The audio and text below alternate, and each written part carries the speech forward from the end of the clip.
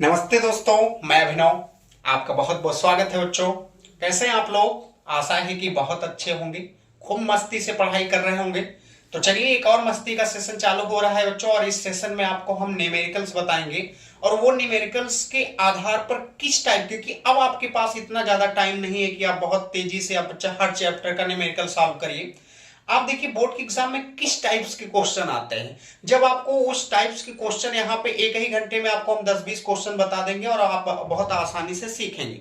तो चलिए हम लोग शुरुआत करते हैं बच्चों। और पहला क्वेश्चन, टाइम बिल्कुल नहीं गवाएंगे बच्चों। पहला क्वेश्चन रासायनिक बलगदगी से आ रहा है, और ये आप 1 साल पेपर में देखेंगे तो आपको सेटों में मिल जाएंगे क्वेश्चंस।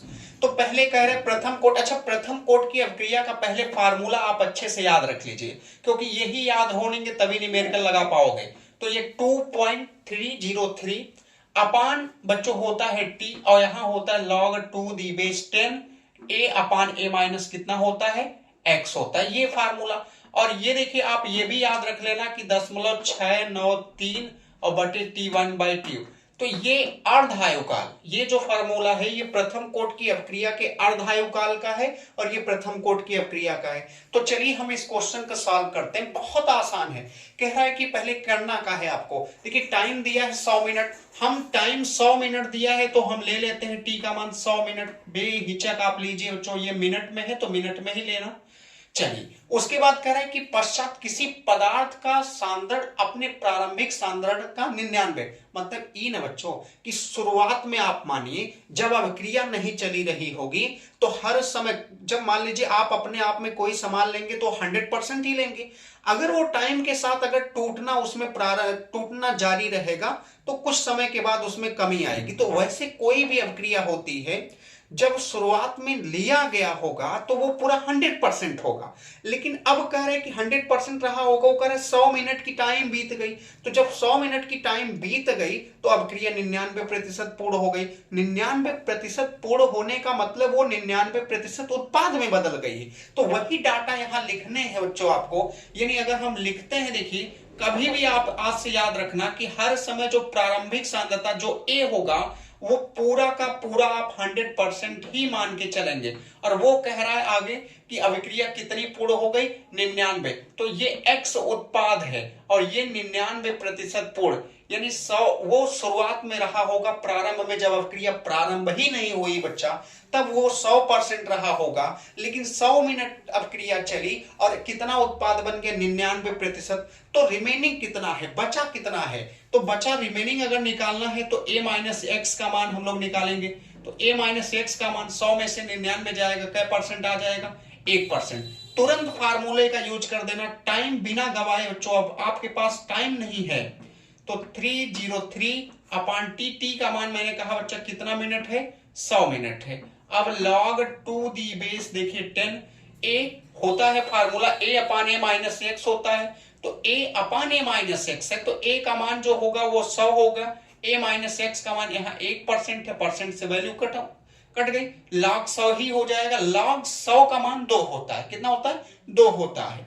अब यहां पे करेंगे अगर हम लोग सीधे सीधे तो ये हो जाएगा 10, 100 हो जाएगा, और log 2 दी बेस 10। अच्छा बच्चों चलो हम एक चीज और बता दें, log 100 को हम कितना लिख सकते थे, 10 की पावर 2, 2 आगे चला आएगा, log 10 का मान 1 होता है।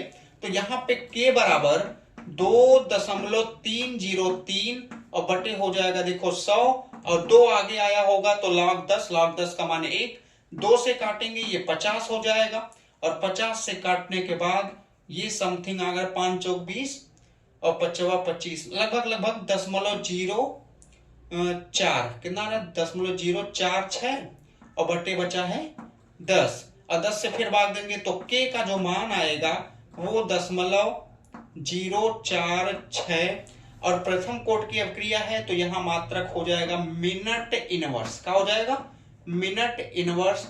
ये आपको आ गया क्या बच्चा, आंसर इसका। तो ये बहुत आसान क्वेश्चन, इस टाइप के जितने क्वेश्चन आएंगे आप लगा दीजिएगा। और एक और क्वेश्चन टाइप्स के आते हैं बच्चों। देखिए थोड़ी स्पीड रहेगी समझना, क्योंकि स्पीड नहीं रहेगी तो कोई मतलब नहीं। कभी कभी क्या होता है ना बच्चा कि दो क्वेश्चन सिद्ध करने के लिए आते हैं।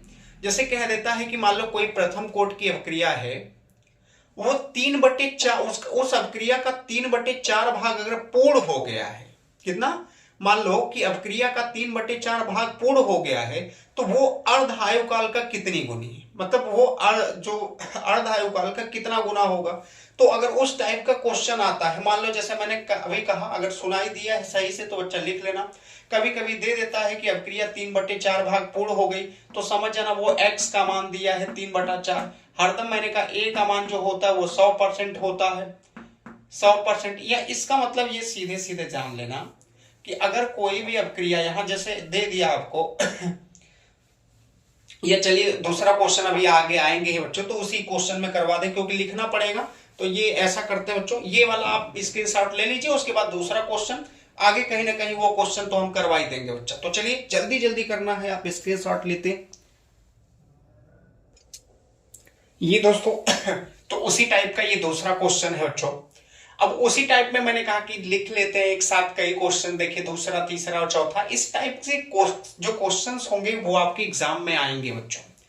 और करना आपको कुछ नहीं, ये फोकट के नंबर आपको देके जाएंगे, कभी 2 नंबर में पूछ लेता है, कभी 3 नंबर में, कभी 4 नंबर में, और करना इसमें कुछ भी नहीं है। तो चलिए हम लोग शुरू करें लेट करने का। पहले मैं दूसरा लगाऊंगा बच्चों, फिर तीसरा, फिर चौथा लगाऊंगा, आप समझ जाइएगा। तो यहाँ पे जो दूसरा क्वेश्चन होगा, यानी जो सोल्यूशन आने वाला है वो किस क्वेश्चन का, दूसरे का। तो इस टाइप की 4 क्वेश्चंस हो जाएंगे 5 मिनट में। 4 क्वेश्चंस आप कैसे सॉल्व कर पा रहे हो ये भी आप देख ले रहे हो बच्चों। तो चलिए कह रहे हैं कि प्रथम कोट की अवक्रिया का अर्ध आयुकाल कितना है, 60 मिनट। कितने समय में अवक्रिया का लगभग 90% भाग पूर्ण होगा। अभी कुछ देर पहले ही बच्चों फिर से मैं लिख दे रहा हूं, मैंने कहा प्रथम कोट की अवक्रिया का जो फार्मूला होता वो 2.303, एक सेकंड, यहाँ पे k बराबर 2.303 बटे टी होता है बच्चों, और log 2 the base 10 a upon a minus कितना होता है x। ये तो प्रथम कोट की हो गई। अब अगर प्रथम कोट की अवक्रिया के लिए अर्ध आयुकाल निकालने जाएंगे तो 0.693 और बटे होता है t1/2। तो चलिए इसी सहारे से हम लोग सॉल्व करेंगे। तो पहले मैं क्या निकाल लेता हूं बच्चों, पहले मैं अर्ध आयु, क्योंकि क्या कह रहा है वो, कह रहा प्रथम कोट की अवक्रिया का अर्ध आयुकाल हमें t1/2 का मान दिया है। देखिए अर्ध आयुकाल मतलब होता चाहे हाफ 50% कहिए, या आप कह सकते हो बच्चा कि आधी टाइम। तो ये दिया है कितना, 60 मिनट में दिया है, ये देखिए। उसके बाद क्या आगे का, पहले इसको हम सॉल्व करते हैं क्योंकि इतने दिए हैं, तो इस फार्मूले पे रख लीजिए। इस फार्मूले पे अगर रखते हैं देखिए तो k का मान मिल जाएगा ना बच्चों। तो यहां पे 0.693 और बटे t1/2 का मान 60। अब भाग अगर देते हैं तो 6 का नम 6, 6 का नम 6, यानी ये जाएगा पॉइंट में है, 1 हो गया, 1 और 1 फिर हो गया बच्चा 3, 30 हो गया, 6 5 30, और बटे कितना बचा होगा अभी 10। और अगर 10 बचा है तो इसका मतलब अगर हम मान लीजिए आगे सॉल्व करें तो के बराबर आप समझ गए होंगे कि यहां आएगा कितना, 0.0115, और ये हो गया मिनट इनवर्स आएगा। तो ये तो आप किसका मान निकाल लिए, के का। तो चलिए के का मान निकल गया, अच्छी बात है। आगे क्या कह रहा है कि कितने समय में अवक्रिया का 90% भाग पूर्ण हो जाएगा। मैंने कहा कुछ भी दिया हो हर समय ये याद रखना, प्रारंभिक सांद्रता 100 मान के चलेंगे। तो यहां फिर वही है बच्चा, ए मानेंगे, ए हर समय मैंने कहा 100% होगी। अब वो कह रही कि अवक्रिया कितनी पूर्ण हो गई है, 90%। 90% पूर्ण हो गई तो a माइनस एक्स का मान आप निकाल सकते हैं, बिल्कुल। a माइनस एक्स का मान निकालेंगे तो ये आएगा देखिए 10% बच्चों। अब इतना आने के बाद समय पूछ रहा है, अगर समय पूछ रहा है तो फार्मूला में लगा लीजिए। फार्मूला अगर रखेंगे देखो तो k बराबर यहां हो जाएगा 2.303 और बटे t का तो हमें मान ही निकालना है, तो log 2 दी बेस 10 a अपान होता है बच्चों a माइनस एक्स। अब हमें t का मान चाहिए तो t का यहां गुणा करके k को नीचे लेते हैं। अब यहां मैं सॉल्व कर रहा हूं, देखिए अगर करेंगे तो ये हो जाएगा t बराबर 2.303 बटे k आएगा, k का मान रख देते हैं डायरेक्ट, यहां निकाले ना बच्चा, ये देखो बटे 0.011 कितना है 5 है, और गुणे यहां हो जाएगा log 2 दी बेस 10। ए का मान कितना है बच्चों यहाँ पे 100 और a माइनस एक्स का मान 10। तो ये हो जाएगा देखो 100/10, ये आ जाएगा आपका 100/10। तो t बराबर यहां सॉल्व करेंगे तो 2.303 और बटे हो गया 0.0115 हो गया और यहां आ जाएगा log 2 दी बेस 10 इंटू 10, क्योंकि एक शून्य से गायब। log 10 का मान कितना होता है बच्चों 1। यहां पे देखिए log 10 1 हो जाएगा, तो 1 रखते ही ये आ जाएगा आपको 2.303 और बट्टे बचेगा 0.0115 और अगर हम भाग देते हैं तो ये आ जाएगा 199.9 यानी 4 मिनट के आसपास। ये प्रथम कोट की अवक्रिया है, तो यहां आपको मात्रा का हो जाएगा मिनट इनवर्स। ये है इसका आंसर। तो बहुत आसान है बच्चों, करना आपको कुछ नहीं है। मैं ये सॉल्यूशन एक बार फिर से देखिए, मैंने कहा कि हमें कहा दिया प्रथम कोट की अवक्रिया का अर्धायुकाल 60 मिनट, मैंने 60 मिनट लिखा। तो हमें पता है ना, इसका फार्मूला तो पता है। तो t1/2 60 रख दिए, भाग दिए, इतना आ गया बच्चा। पूरा का फिर से भाग दिए तो इतना हो गया। फिर कह रहे हैं कि कितना समय में अवक्रिया 90% भाग पूर्ण हो गई। हमें क्या पता अभिकारक कितना, तो मैंने कहा कुछ नहीं पता है तो हरदम हम 100 मान के चलेंगे। तो अभिकारक प्रारंभिक सांद्रता 100 और कितना पूर्ण हो गया 90, इसका मतलब उत्पाद में कितना बदल गया 90%। अब टाइम निकालना है, तो a पता है, x पता है, तो a माइनस एक्स का मान निकाल लिए, तो 100 में से 90 जाएगा 10 हो गया। फिर हमने कहा प्रथम कोट की अवक्रिया का फार्मूला लगा लिए, लगाने के बाद हमें t का मान चाहिए, तो k को हम नीचे लेते आए, तो t यहां आया तो k यहां आ गया और 2.303/k होगा और k के जगह पे देखिए जो मान निकाला गया वो रख दिया गया log 2 दी बेस 10। a का मान है 100, a माइनस एक्स का मान 10, एक 0 से 0 कट गया log 10 और log 10 का मान 1 होता है, कोई फर्क नहीं पड़ेगा। फिर हमने इसमें भाग दे दिया और हमें कहा गया बच्चा आंसर। तो ये है, देखिए ये इसका आंसर है। अब हम तीसरा और चौथा का बताएंगे जो कि बहुत आसान है, कुछ नहीं करना, कहीं नहीं जाना है आपको। आप देखिए आपको अब तीसरा और ये अगर ये लगा लिए तो ये आपको आसानी से आ जाएगा। तो चलिए आप इसको नोट करिए। तो अब ये बच्चों तीसरा क्वेश्चन है, क्योंकि ये भी बहुत इंपॉर्टेंट है और तीसरे प्रश्न में कितना आसान है आप देखिए। अब पहले देखिए पढ़िए क्या कह रहा है, ये तो मैंने अभी लगाया बच्चों। करे कि सिद्ध कीजिए कि प्रथम कोट की अवक्रिया 99, देखो पहली बात तो ये भी जान लीजिए प्रथम कोट की अवक्रिया कभी 100% पूर्ण नहीं हो सकती बच्चों। तो इसीलिए 99.99% तक पूर्ण हो सकती मगर 100% नहीं लिख सकते, इसीलिए लिखा भी है 99.9% अवक्रिया पूर्ण होने में लगा समय अर्ध आयुकाल अर्ध अवक्रिया को पूर्ण होने में लगे समय का कितना है 10 गुना। तो हमें पता है कि प्रथम कोट की अवक्रिया का समीकरण क्या होता है, ये होता है, तो लिख लेते हैं यहां। तो k बराबर 0.693 और बटे t1 कितना हो गया 2। समीकरण 1 मान लेना, क्या मान लेना 1। अब आगे का ये इतना तो ये कह रहे हैं कि अर्ध अवक्रिया को पूर्ण होने में लगे समय का 10 गुना, हमें अभी नहीं पता, तो मैंने कहा अर्ध समीकरण, तो अर्ध वाला हमने लिख लिया। अब आगे चलते हैं। अब देखो मैंने कहा कोई भी अवक्रिया, कह रहे हैं कितना पूर्ण हो गया 99.9%, इसका मतलब वो 100% पहले रहा होगा ना। तो प्रारंभिक सांद्रता मैंने कहा फिर हम कितना मानेंगे 100% मान के चलेंगे।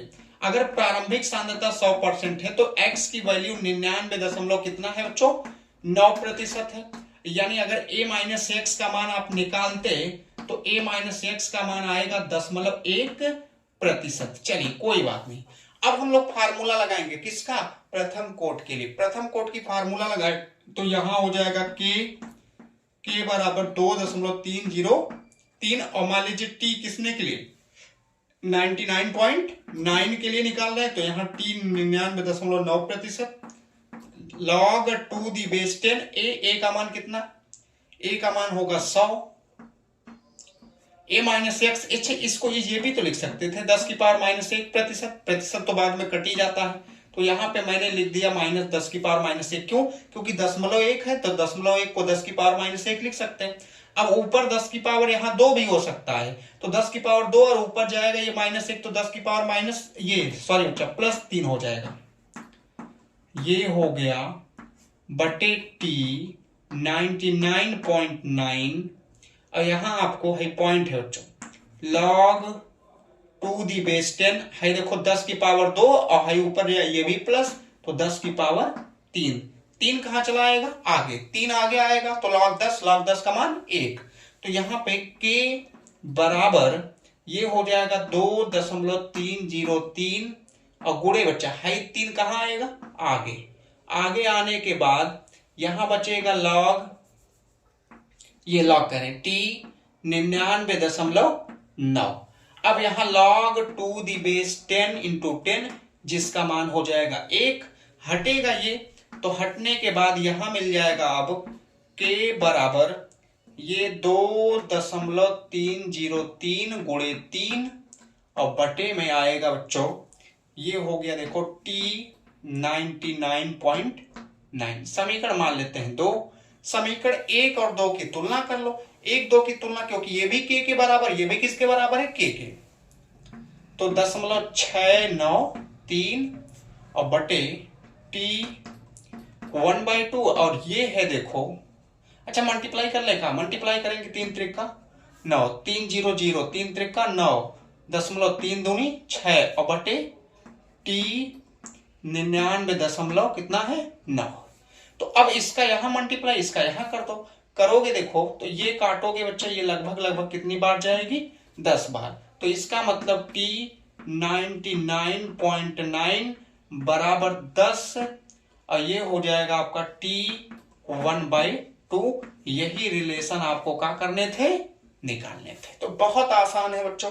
देखो एक 4 नंबर का क्वेश्चन आपका तुरंत तैयार, तो करना कुछ नहीं है, बस सोचने समझने और थोड़ा सा मेहनत करने की आवश्यकता है और आपका आंसर आ जाएगा। तो चलिए ये भी आपका हो गया। तीसरा आपको हम, ये चौथा वाला आपको हम बहुत जल्दी से बता दें बच्चा, वो भी खत्म हो जाए। तो इसको आप करिए, इसको स्क्रीनशॉट ले लीजिए बच्चों।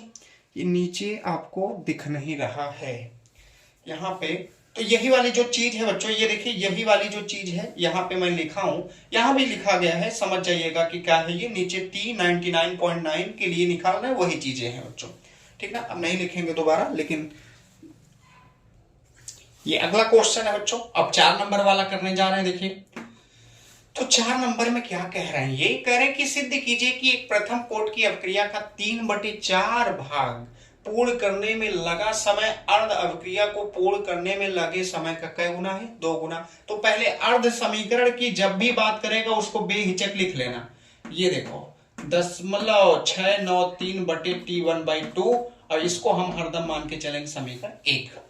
अब अच्छा वो कितना कह रहा है? पूर्ण हो गया, 3/4 भाग पूर्ण हो गया। मैंने कहा हमें कुछ नहीं पता, हम जानते हैं प्रारंभ में वो कितना रहा होगा? 100% रहा होगा। तो अभी भी आप वही फंडा अपनाइए, प्रारंभ में ये 100% है। अब वो कह रहा है कि कितना भाग पूर्ण हो गया बच्चों? ये x बराबर 3/4 भाग पूर्ण हो गया। 3/4 भाग पूर्ण होने का कहो, या इसे हम कह सकते 75%। क्यों? क्योंकि 3/4 गुणे 100, अब ये हो जाएगा 25 चौक को 100, 25 तिया 75%। कितना आ गया बच्चों? 75% आ गया। अब ये 75% है तो a - x का मान निकाल लें। a - x का मान निकालोगे तो 100 माइनस हो जाएगा देखो 75 और बराबर यहां आ जाएगा 25%। अब जैसे ही 25% मिल जाएगा फार्मूले में रख दो बच्चा, रखोगे k बराबर 2.303 और हमें कितने के लिए कह रहा है? 3/4 यानी 75%। t 75% की बात किया है, तो यहाँ पे log 2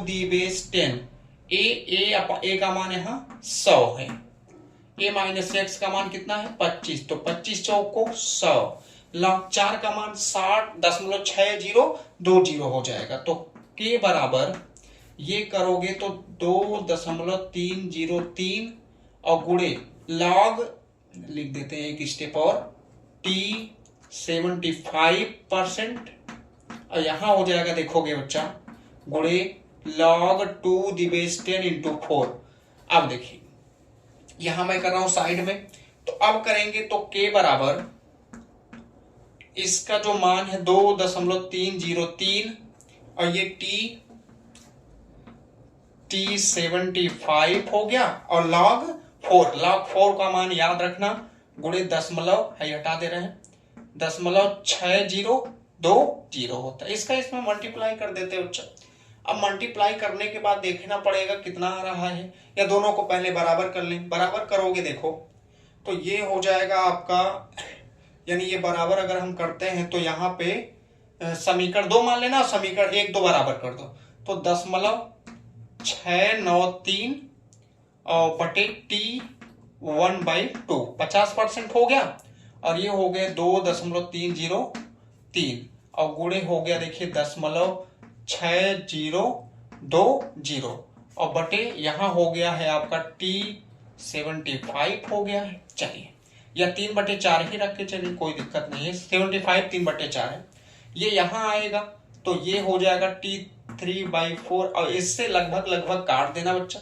सीधे सीधे मैं पूरा इनको मिला के काटेंगे और काटेंगे तो ये कितने गुने जाएंगे, 2 गुना, तो बराबर 2 और हाइट T1/2 का इधर गुणा कर दीजिए, और यही आपको क्या करना था, सिद्ध करना था, और ये आपका क्या हो गया, सिद्ध हो गया। तो बहुत आसान से क्वेश्चंस हैं, करने कुछ नहीं थे, बस ये लिखे गए, भले से बड़े बड़े गए लेकिन है बहुत आसान। तो हमें आशा है ये आगे होंगे। अब अगले टाइप में क्वेश्चंस जो है आगे अनसॉल्व पेपर के क्वेश्चंस है मेरे पास बच्चों, उसी में से मैं लिख रहा हूं, ये चिंता ना करिए।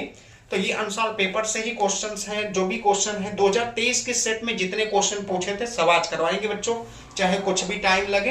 तो चलिए ये आप एक बार नोट करिए, मैं इसको पूरा हटाता हूं, फिर नए क्वेश्चंस की शुरुआत करते हैं। तो ये बच्चों 5वां, 6वां और 7वां ये बिलियन से क्वेश्चंस हैं, और इस टाइप के क्वेश्चंस बहुत आपके एग्जाम में बच्चों पूछे जाते हैं। और थोड़ा सा जब रोकेगा बच्चों तो इसमें ये भी होगा कि थोड़ी आवाजें आपको आएंगी, क्योंकि शादी विवाह का मौसम है, तो ये थोड़ा सा पीछे डीजे चल रहे हैं, तो उसमें अगर आवाज थोड़ी सी आपको डिस्टरबेंस हो रही होगी, वैसे बहुत ज्यादा कैच नहीं करेगा, लेकिन हाँ थोड़ी मोड़ी हो सकती है, उसके लिए खेद है। लेकिन फिलहाल हम लोग क्वेश्चन पर कोई खेद नहीं है, और क्वेश्चन को बहुत शालीनता से देखेंगे और पढ़ेंगे और लगाएंगे बच्चों। 27 डिग्री सेल्सियस ताप पर यूरिया का अणुभार 60 है, 60 की 5% WV जलीय विलयन का परासरण दाब ज्ञात कीजिए, और आर की वैल्यू दी है। ये कभी अगर परसेंटेज में WV देता है ना, तो इसके पहले मैंने बच्चों अनसॉल्व पेपर सॉल्व किए, वहां भी न्यूमेरिकल सॉल्व किए हैं, उनमें बहुत अच्छे से इसको समझाया हूं कि नीचे वाला अगर कभी विलियन अगर V होता है तो V मतलब आयतन, ये बिलियन का आयतन दिया है, ऊपर वाला हरदम बिले का भार दिया होता है। तो अर्थात इस 5% का तात्पर्य ये है बच्चों, यहां अगर लिखें कि 5, ये 5वां क्वेश्चन और 5 यहां लिख भी रहे हैं, 5% का तात्पर्य इतना लिखने कोई जरूरत नहीं, ये सीधे सीधे समझिए कि ये आयतन है, ये क्या है, बिले का भार, बिलियन का आयतन, बिले का भार, यानी बिलियन का आयतन, क्योंकि परसेंट दिया ना, तो अगर मान लीजिए हम मान लेते हैं कि अगर परसेंट है तो 100%, अगर मान लीजिए बिलियन का आयतन है तो उस 100% में 5% आपका मान लीजिए क्या होगा बच्चों, ये हो गई यूरिया। अर्थात आयतन है तो आयतन हम किस में नापते हैं बच्चों, ml में। अगर ये 100 ml होगा तो इसका मतलब है कि ये जो बिले का भार होगा ये कितने ग्राम हो जाएगा, 5, क्योंकि भार का मात्रक ग्राम होगा, आयतन है तो आयतन का मात्रक क्या होगा, ml होगा। तो ये जान लेना कि जब बिलियन का आयतन 100 ml होगा तो बिले का जो भार होगा वो कितना होगा बच्चों, 5 ग्राम। तो हमें बिले का भार 5 ग्राम, यानी ये अगर हम माने तो ये हमें V का मान दिया है, और ये हम माने तो ये हमें स्मॉल w का मान दे दिया। अब कितना आसान कर देंगे इसको हम लोग। अच्छा ये देखिए, हम इसको चेंज भी करेंगे, यानी जो V बराबर जो 100 ml हमें प्राप्त हुआ है, अगर हम चाहें तो 100 ml को हम लीटर में चेंज करें, 1000 से अगर भाग दे देंगे तो ये जो आयतन होगा V बराबर, इसको 0.1 लीटर भी आप लिख सकते हो, यानी 100 ml बराबर 0.1 लीटर। अब हम फार्मूले पे लगाएंगे, परासरण दाब निकालना है, तो सीधे सीधे टाइम नहीं लगाएंगे बच्चों। देखिए एक फार्मूला आप पढ़ के आए हैं, पाई V बराबर होता है nRT। क्या होता है बच्चों, पाई V बराबर nRT होता है। n का है मोलों की संख्या, मोलों की संख्या बराबर होता है भार बटे अणुभार, तो भार बटे अणुभार होता है, और टेम्परेचर भी लिख देते। अच्छा टेम्परेचर T का मान दिया है 27 डिग्री सेल्सियस, इसमें 273 ऐड कर दीजिए और ये चेंज हो जाएगा 300, अभी ये किस में आ गया, केल्विन में। R का मान जान ही रहे, इसको चेंज करेंगे तो चेंज करोगे तो पाई V बराबर ये हो जाएगा, देखो W का भार बटे अणुभार गुणे यहां है RT, तो हमें पाई का मान चाहिए। तो पाई को की पराशर दाब है, तो पाई बराबर अगर लिखना चाहेंगे तो WRT अपान हो जाएगा बच्चों, यहां देखिए कैपिटल M गुणे का हो जाएगा V। अब इतना मिल गया, अब हम रख लेते हैं। दिख रहा है ना नीचे? हाँ ठीक है, अभी दिख रहा था, इसके बाद नहीं दिखता। तो अब अगर हम रखेंगे देखो, तो पाई बराबर ये हो जाएगा बच्चों W मैंने कहा यहां निकाला गया, कितना ग्राम हो गया 5। चलिए R का मान हो गया देखिए 0.0821, T का मान हो गया देखो 300, और बगल में ये बटे अणुभार कितना दिया इस क्वेश्चन में 60 दिया है, और ये बच्चों देखो V का मान मैंने कहा 0.1 है। चलिए गुणा भाग करते हैं। अब गुणा भाग करेंगे, देखिए 100 का इसमें गुणा कर दे, 100 का गुणा करेंगे तो ये 8.21 और 5 3 15 हो गया देखो, और ये हो गया बच्चों 8.21 और बटे यहां करोगे 6 का गुणा कर दो, ये 60 का गुणा करोगे ये हो जाएगा 6, कितना हो जाएगा 6, तो ये 2 तिहाई, ये 3 दूनी 6 हो जाएगा, 3 पचे 15, 2 से काट दें यहां पे तो 2 चौक हो जाएगा 8, और यहां पे 2 एकनम 2 तो सीधे मल्टीप्लाई कर देते 2 अंक पे, तो पाई बराबर 5 चौक 20 यानी 20.5 ATM। क्या आएगा ATM मतलब एटमॉस्फेयर, वायुमंडलीय दाब जिसको बोलते हैं, ये क्या हो जाएगा बच्चों आंसर। तो बहुत आसान क्वेश्चन है, कुछ नहीं करना है। मैं क्या कर रहा हूं, कुछ नहीं कर रहा हूं बच्चों, और इससे इतना आपका जल्दी रिवाइज होगा ना बच्चों कि जिसका आप कल्पना नहीं कर सकते हो। समझ रहे हो बात को? चलिए तो एक बार और समझ लीजिए। बोलते बोलते बच्चों ना क्या होता है कि सांस फूलने लगती है, क्यों? क्योंकि मेहनत तो ही करनी पड़ेगी, बिना मेहनत का तो कुछ नहीं होता है। तो तनी आप लोग भी मेहनत करिए बच्चा, पढ़ाई तो आप स्वयं करते रहिए, उसके साथ साथ थोड़ा वीडियो शेयर करिए, लोगों को बताइए बच्चों हम आजमगढ़ से हैं, मैं अपने आप को बता रहा हूँ, और मेरी ऑफलाइन कोचिंग चलती है, ऑक्सफोर्ड कोचिंग करके बदली के पास है बच्चों।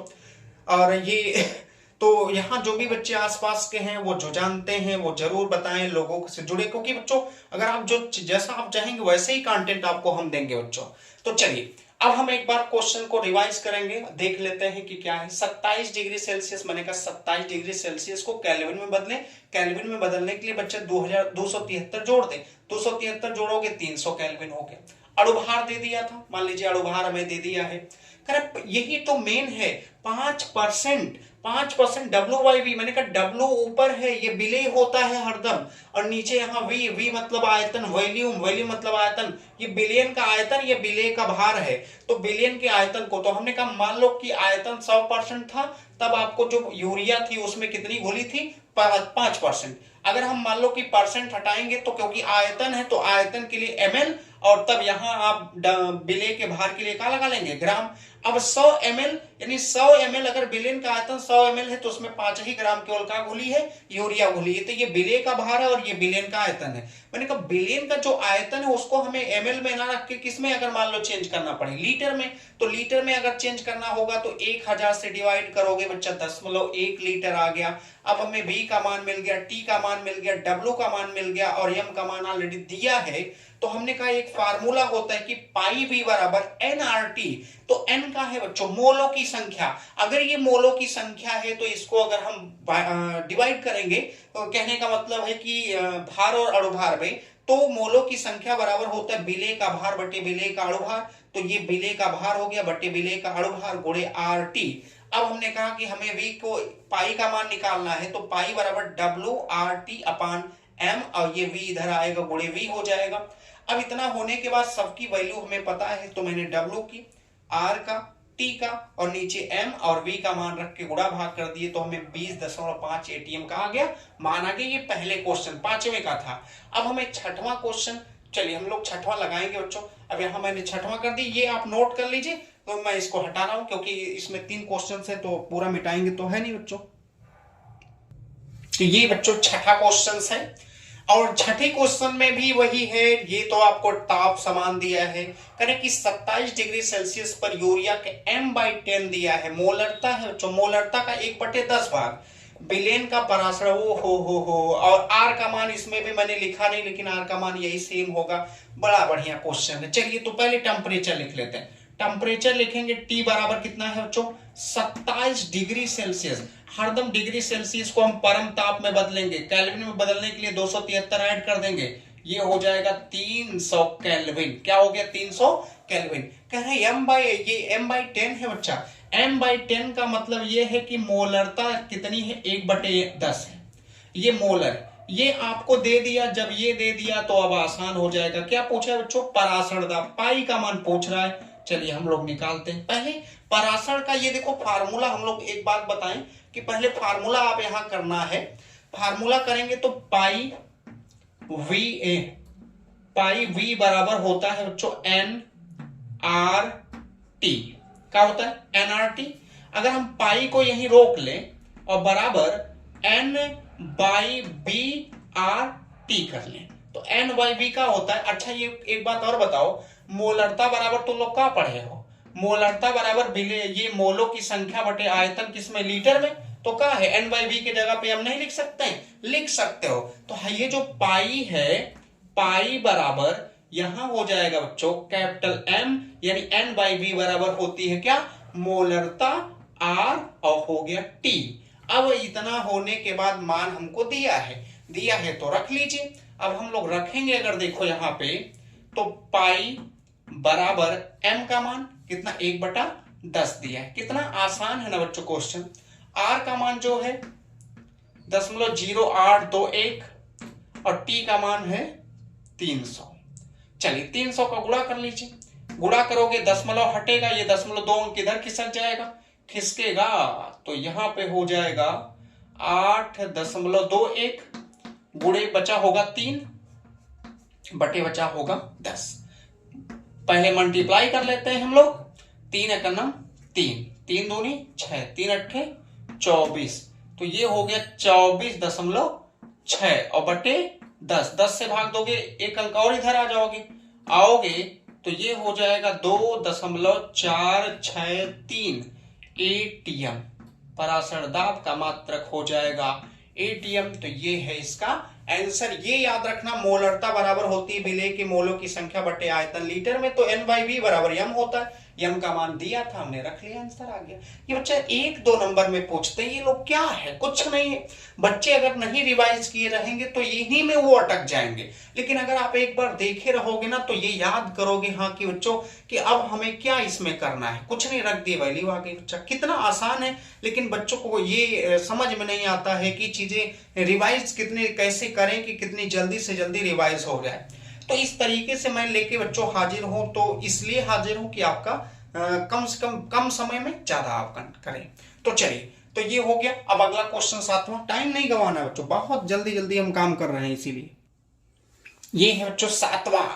बहुत ही वीआईपी क्वेश्चन है ये 7 नंबर क्वेश्चन। तो चलिए, वैसे खाना वाना बच्चों ये रात के 10 बज रहे हैं, आप लोग खाना पीना भी खा चुके होंगे, लेकिन हम देखिए आपके लिए मेहनत जारी की हुई है। चलिए, हम खा चुके हैं, ऐसी बात नहीं बच्चा, हम भूखे हुए हैं, खा चुके हैं बिल्कुल। तो चलिए, लिखा है कि 2 द्रव A तथा B के वाष्प दाब क्रमशः 80 mm है, मतलब 80 mm दिया है, 60 mm है। A के 3 मोल तथा B के 2 मोल मिलाने पर प्राप्त मिश्रित विलेन का कुल वाष्प दाब हो। तो चलिए, हमें इसका मतलब P0A का मान दिया है। ये जो दिया है ये P0A, A के लिए कर रहे तो पहले A है, A के लिए दिया है मान लो 80 mm है। अब दूसरा P0B का भी मान दिया होगा, तो P0B का जो मान दिया होगा वो हो जाएगा आपको यहां पे 60 mm का हो गया, 60 mm हो गया। A के कितने मोल दिए गए 3, यानी Na जो दिया है A के 3 मोल है, तो Na जो दिया है वो 3 मोल हो गया देखो। और यहीं पे जो Nb है, Nb जो है वो कितना है 2 मोल। तो कितना आसान है ना बच्चा। अब हम फिर लगा रहे हैं क्वेश्चन। देखिए, एक विलेन चैप्टर पढ़ाते समय एक कुल दाब बराबर, यहां देखो बच्चों पढ़े होंगे आप लोग, कुल दाब, टोटल दाब प्रेशर है, तो कुल दाब अगर लगाएंगे तो ये पढ़ाए होंगे P0A इंटू रहा होगा XA, प्लस यहां पढ़े होंगे आप लोग मान लीजिए P0B इंटू का रहा होगा XB। तो अब ये सूत्र है बच्चा कि कुल प्रेशर अगर निकालना है तो P0A into XA, P0B into XB होता है। अब हम लोग क्या करेंगे कि अगर हमें जरूरत है, क्योंकि राउल्ट के नियम में इसमें आते हैं, तो हम क्या करते हैं कि XA को चेंज कर लेते हैं। एक्स का है मोलों की संख्या, ये सॉरी बच्चा मोल प्रभाज, XA मोल प्रभाज है, XB भी मोल प्रभाज है, तो इस मोल प्रभाज को हम लोग चेंज कर लेते हैं मोलों की संख्या में। अब मोलों की संख्या में चेंज करते तो यहां ये एक और फार्मूला निकल के आएगा, P कुल मतलब कुल दाब बराबर P not A into, high देखो अच्छा, इसको XA है तो इसका मतलब इसके मोलों की संख्या आ जाएगी Na और बटे यहां लिखना पड़ेगा Na और प्लस का हो जाएगा NB, इस रूप में भी चेंज कर सकते हो प्लस। अब यहां देखो P नॉट B है, अब इसको चेंज करेंगे तो ये हो जाएगा इंटू है मान लीजिए जो बच्चा NB अपान Na और प्लस यहां भी का है NB। अब जब फार्मूला पता हो गया तो हम रख लेते हैं, इसके नीचे दिख रहा है ना, एक लाइन दिखेगा लेकिन इधर लिखेंगे। अब देखिए, अब यहां पे P टोटल यानी P कुल मिश्रित दाब बराबर मान रख देगा बच्चों। आप देखिए P नॉट A का मान कितना है 80 है, गुणे Na का मान कितना दिया है, कहां लिखे हैं, ये 3 मोल है, कितना है 3 है, बटे नीचे Na प्लस NB, तो Na 3 है, NB कितना है 2, देखो Na 3 NB कितना है 2, तो 3 2 5 और फिर प्लस 60, ये P नॉट B का मान 60, फिर वही आएगा। NB कितना है बच्चों 2 है, Na प्लस NB वही 5 हो जाएगा, तो यहां आ जाएगा 2/5। अब हम लोग काट लेते हैं, हाई देखिए 8 का नम 5 का नम 5, 16 पचे 80 और 12 पचे 60, तो यहां पे P टोटल अगर निकाल रहे हैं कुल वाष्प दाब, तो P कुल दाब बराबर आ जाएगा 16 तिया 48 प्लस और 12 दूनी 24 और 48 24 हो जाएगा, 8 4 12 हो जाएगा 2 और यहाँ पे 4 2 6 1 7, 72 mm कुल दाब होगा। यानी जो P टोटल आप निकालें कुल वाष्प दाब, ये आपको आ गया कितना 72 mm। यही बच्चा आपका क्या हो जाएगा इस क्वेश्चन का आंसर। तो ये भी 2 नंबर में पूछता है और है कुछ नहीं, बस दिमाग लगाइए और आंसर पाइए। तो चलिए, इसके बाद अभी जाना नहीं, आपको 1 घंटे की वीडियो में कम से कम आपको 20 क्वेश्चंस करने हैं। तो चलिए बच्चों, ये हो गया खत्म। अब अगला क्वेश्चन अगले टाइप्स के, तो ये है बच्चों, आप देखिए आपके सामने 8वां क्वेश्चन, 9वां क्वेश्चन और 10वां, मतलब एक ही वीडियो में आपको मैंने कहा ना कि 20 क्वेश्चंस मैं कितनी मेहनत कर रहा हूं बच्चों, पहले लिख रहा हूं, आपको लिखने के बाद आपको मैं बता रहा हूं, क्योंकि एक साथ 3 क्वेश्चंस लिख ले रहे हैं तो थोड़ा आराम लग रहा है। तो चलिए शुरू करते हैं। पहला क्वेश्चन इसमें 8वां क्वेश्चन जो होगा, क्या कह रहा है, कह रहा है कि जो भारा अनुसार है, कह रहा है भारा अनुसार 30% ग्लिसरॉल है जिसका फार्मूला C3 है H8 है O3 कि जलीय विलयन में ग्लिसरॉल के मोल अंश, मतलब मोल प्रभाज या मोल अंश एक ही होता है बच्चों, मोल प्रभाज की गणना कीजिए। इतना ही निकालना है इसमें हमें, केवल ग्लिसरॉल का। अच्छा बच्चों ये बताइए कि कह रहे भारानुसार 30%, इसका मतलब यह है कि वो शुरुआत में टोटल कितना रहा होगा। आप समझ सकते हैं शुरुआत में ये टोटल चीजें रही होंगी, यानी जो बिलियन पूरा का पूरा जो बिलियन बना रहा होगा वो ये अगर हम माने बच्चों तो ये जो बिलियन होगा वो पूरे कितने परसेंट का होगा, 100% का एक बिलियन है। अब उसमें कह रहे कि 30 यानी जली विलयन है तो 30% इसमें कह रहे ग्लिसरॉल है और जली विलयन है तो बाकी पानी होगा बच्चों। तो इसका मतलब अगर हम इसको डिवाइड करते हैं, 2 भागों में डिवाइड करें तो यहाँ पे 30%, अगर आप देखेंगे तो ये 30% इसमें ग्लिसरॉल है। तो अगर ये 30% होगा तो आप जानते हैं कि ये टोटल अगर 30 है तो इसका मतलब 70% इसमें वाटर होगा। अब अगर हम मान लीजिए परसेंट की वैल्यू हटाते हैं, अगर परसेंट की वैल्यू हटा के अगर इसको हम ग्राम मान लें, देखिए मैंने पहले कहा 100%, भाई हमें परसेंट में दिया है तो मैंने माना कि 100% का बिलियन है, जिसमें 30% का है ग्लिसरॉल है, बाकी पानी है। तो अगर हम परसेंट अब हटाएंगे तो यहां मात्र ग्राम रखेंगे। अब बिलियन का जो द्रव्यमान अगर वो 100 ग्राम है तो इसमें जो ग्लिसरॉल है जिसको हम लोग बिले कहेंगे वो हो जाएगा, देखो यानी ग्लिसरॉल का अगर हम भार की बात करेंगे यानी W, मैं दर्शा रहा हूं बच्चों, देखो WC3H8O3, यानी इसका जो भार हो गया वो हमें पता हो गया 30 ग्राम, और ये भी ग्राम में हो जाएगा, मगर ये किसका हो गया, ये H2O का। यानी अगर H2O का भार की बात करेंगे तो H2O का भार 70 ग्राम हो गया और ग्लिसरॉल का भार कितना हो गया, 30 ग्राम। अब हम तुरंत इसका अणुभार भी निकाल लें, क्योंकि कभी भी अगर बच्चों याद रखना मोल प्रभार निकालना है तो हमें भार बटे अणुभार, भार बटे अणुभार की सहायता से मोलों की संख्या की सहायता से तब जाके मोल प्रभाज क्या करते हैं, निकालते हैं। तो हम यहाँ पे बच्चा ये हमें भार मिल गया।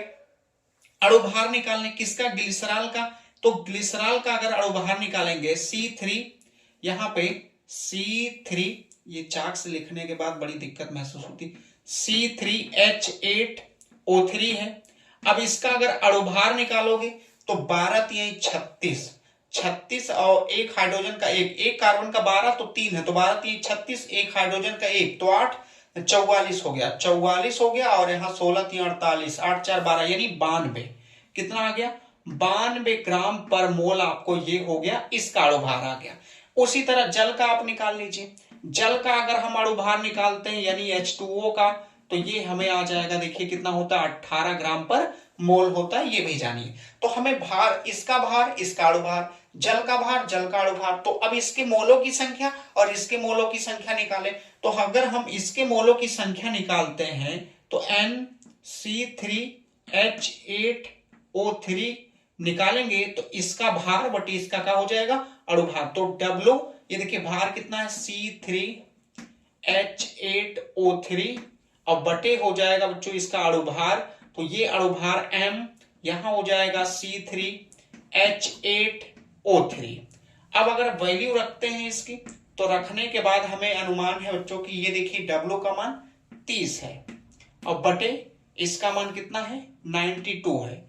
ये देखिए समथिंग अगर भाग देंगे तो ये 3, यानी आप अगर देखेंगे बच्चा तो ये क्योंकि भाग जाएगी नहीं, अगर छोटा करेंगे तो मान लीजिए छोटा होगा तो 15 आ जाए, 15 कोई फायदा, चलिए समझिए। अगर मान लो कि एक डायरेक्ट भाग दे जाएगी नहीं, तो यहां अगर मान लो 300 तो 9 त्रिक होता है 27, यानी 3, यानी निश्चित है कि अगर हम भाग देंगे तो दशमलव ये आ जाएगा 3 और ये समथिंग 2 इसके आगे आएगा, देख लेना निकाल के बच्चों, ये आएगा। अब सेम इसी तरीके से हम H2O का निकाले, ये किसके मोलों की संख्या आ गई है बच्चों, ग्लिसरॉल के। इसके नीचे दिख रहा है तो मैं निकाल लो H2O का, नहीं परमिशन नहीं है बच्चों, चलिए परमिशन नहीं थी, यहां निकाल लेते, इधर परमिशन है ना। H2O की अगर निकालते हैं देखिए, तो H2O के मोलों की संख्या, H2O के मोलों की संख्या बराबर हो जाएगा, देखो H2O का भार और बटे बच्चों H2O का क्या हो जाएगा, अणुभार।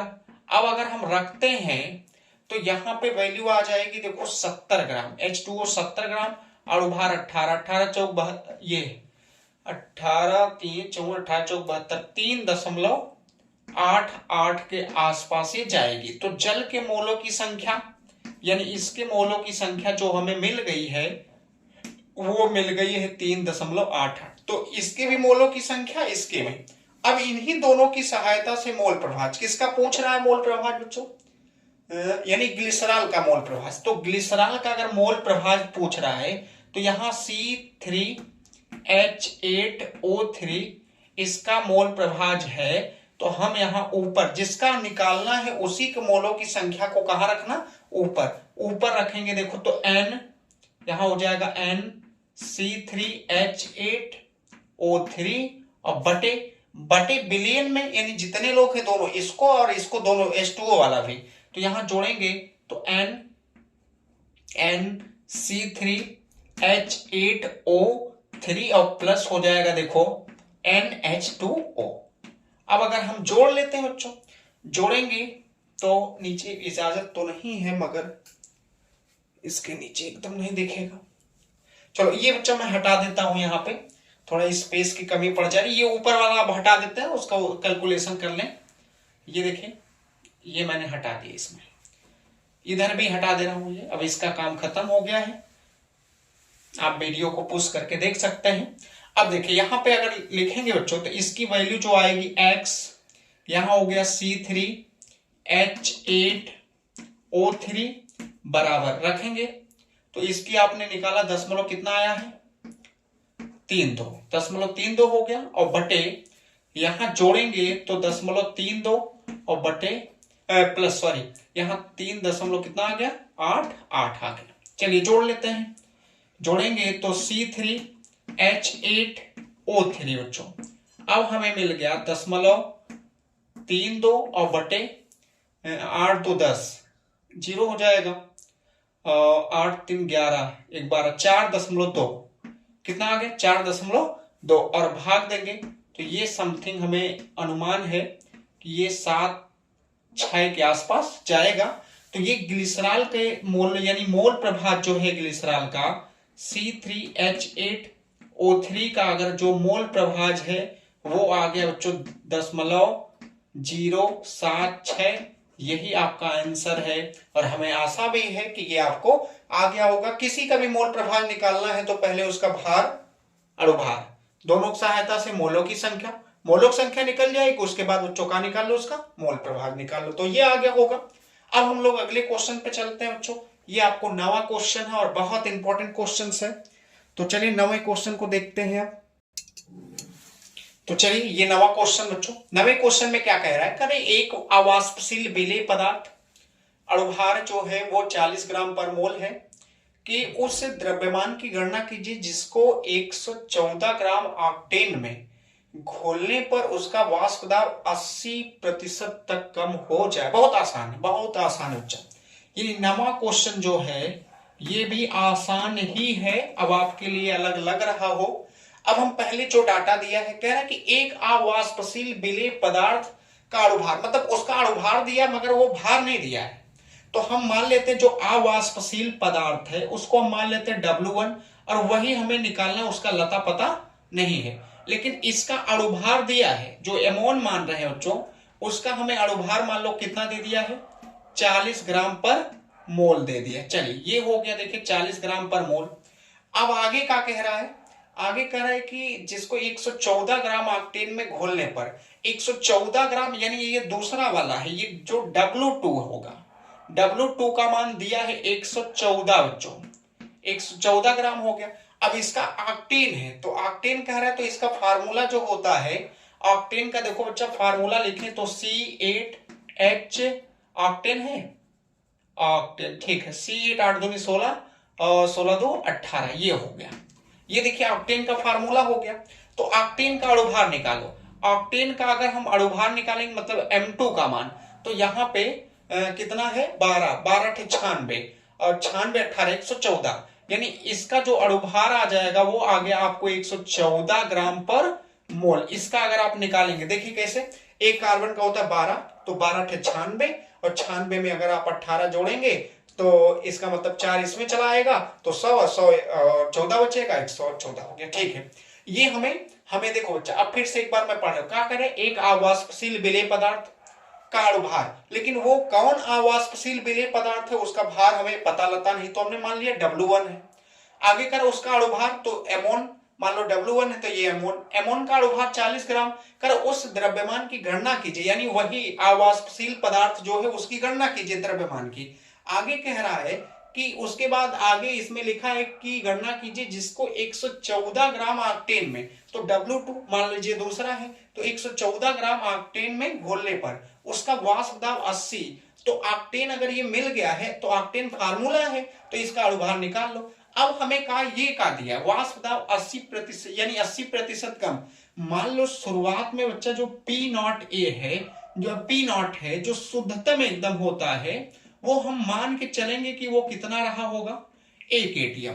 तो शुद्धतम अगर वो 1 एटीएम रहा होगा तो अब वो कह रहे कि जब घोला गया यानी ऑक्टेन घोला गया तो वो अब 1% यानी इसका P0 का हो गया वो कितना 80%, तो एक एटीएम गुणे 80 बटे, क्योंकि प्रतिशत है तो क्या आ जाएगा 100 आ जाएगा।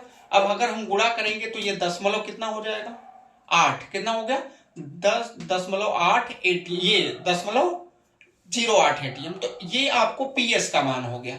अर्थात यहां लिख दे रहा हूं कि जो पीएस की वैल्यू हो गई है वो हो गई है 0.8 एटीएम। अब इतना अगर हमें पता हो गया तो आसान है। अब आसान क्या है कि फार्मूला राउल्ट का नियम पढ़े होंगे तो P not minus P S upon P not बराबर x1, जिसको हमने कहा विलेय का मोल प्रभाज। विलेय के मोल प्रभाज को अगर तोड़ेंगे तो फिर लिखे रहे होंगे P not minus P S upon P not, और बराबर यहां मिला रहा होगा N1 अपान N1 प्लस का मिला रहा होगा N2। ये विलेय के मोलों की संख्या है, तो क्योंकि विलेय का मोल प्रभाज है तो विलेय के मोलों की संख्या। मैंने कहा अगर विलयन तनु रहा होगा तो तनु विलयन के लिए फिर ये आगे बढ़े होंगे, तो P not minus P S upon P not बराबर ये हो गया होगा N1 अपान का आ गया होगा N2 आ गया होगा। अब N1 N2 चेंज कर लो, चेंज करोगे तो ये मिला जुला के बच्चों मिलेगा P not minus P S upon P not बराबर सीधे सीधे मैं लिख दे रहा हूं, इसको N1 है तो W1 अपान M1 और बटे W2 अपान M2, तो M2 कहां चला गया ऊपर, तो ये हो गया M2 और अपान यहां आ जाएगा W2 और गुणे का हो जाएगा M1। इसी फार्मूले पे रख देंगे और इसी फार्मूले पे रखते ही हमको आंसर आएगा बच्चों। ये नीचे दिख तो रहे हैं, सब दिख रहा है। अब यहाँ पे रख ले, यहाँ पे रखा उसी में। अब ये देखिए पी नॉट है, पी नॉट का मान कितना है बच्चा, कहाँ लिखा हूं सर, सिंपली पापोती हो जाएगा। पी नॉट का मान 1 एटीएम, पी एस का मान कितना है 0.8, तो यहाँ 1 एटीएम माइनस 0.8 और बटे फिर पी नॉट है तो 1 और बराबर, और वहां W1 का मान पता नहीं, निकालना है, गुणे M2 का मान, M2 के तो कहां गया भाई, M2 कहां गया, M2 यहाँ 114 है, 114 हो गया, देखते रहना बच्चों 114 और बटे W2 भी 114 है और गुणे ये कितना है 40, तो 114 से गायब। अब बच्चा एक में से यानी दशमलव कितना, ये अगर देखोगे यहां लिखूं तो ये बचा होगा बच्चों 0.2 और 0.2 है और 40 का इधर गुणा हो गया, तो 40 और बराबर बचा होगा कितना W1, या W1 अगर बचा होगा तो 4 दूनी 8 और 10 यानी 8 ग्राम, तो W1 का जो मान आया है वो आ जाएगा 8 ग्राम, यानी जो अवाष्पशील पदार्थ रहा होगा वो 8 ग्राम। यही इसका क्या है बच्चों आंसर है। हमें आशा है कि ये आपको आ गया होगा, लेकिन ये दिख तो रहा है, चलिए दिख रहा होगा, ये 8 ग्राम है बच्चों, नहीं दिख रहा होगा तो यहाँ वो नीचे पड़ रहा है, तो W1 की जो वैल्यू है ये 8 ग्राम आपको आंसर आ जाएगी, और जो कि बहुत आसान है। तो ये हो गया बच्चा आपका 9वां क्वेश्चन। 9वें क्वेश्चन में कुछ नहीं करना, जो वैल्यू जैसे दी गई मैंने पूरा विस्तार से बच्चा इसीलिए बता दी, डायरेक्ट भी मैं रख सकता था, मैंने नहीं रखा, के बच्चों को नहीं आएगा तो हमने पूरा विस्तार से आपको बता दिया। चलिए इसके बाद आप 10वें क्वेश्चन में, 10वें क्वेश्चन को कई तरीके से आप सॉल्व कर सकते हो, फार्मूले से भी उस तरीके से, लेकिन मैं बेसिक ही सॉल्व कर रहा हूं क्योंकि फार्मूले से इसके पहले जो अनसॉल्व पेपर सॉल्व किया हूं उनमें मैंने बताया हूं, लेकिन अब हम बेसिक से सॉल्व कर दे ताकि सभी को अच्छे से आ जाए। चलिए तो ये आप सॉल्व करते रहिए बच्चों, उसके बाद उस क्वेश्चन को भी आप देख लीजिए। तो ये है बच्चों अब आपको 10वां क्वेश्चन, जो कि बहुत इंपॉर्टेंट, तो बिलियन चैप्टर का ये सबसे, थोड़ा चाक ले लें, बिलियन चैप्टर का ये सबसे जो है बच्चा इंपॉर्टेंट क्वेश्चन है और इसको सॉल्व करने में बहुत मजा भी आएगी। चलिए तो ये अगर हम 10वें क्वेश्चन को कैसे पहले पढ़ लेते हैं, कह रहे हैं कि ग्लूकोज के, ध्यान से पढ़िए बच्चों, कह रहे हैं ग्लूकोज के जल में बने विलेन की सांद्रता 10% W/W है, यहाँ W/V भी होता है, W/W भी होता है, तो W/W है। यदि इस विलेन का घनत्व 1.20 ग्राम पर ml है तो गणना कीजिए मोलरता प्रत्यय, ये बच्चा उस क्वेश्चन का है, इसको आप ध्यान ना दीजिएगा।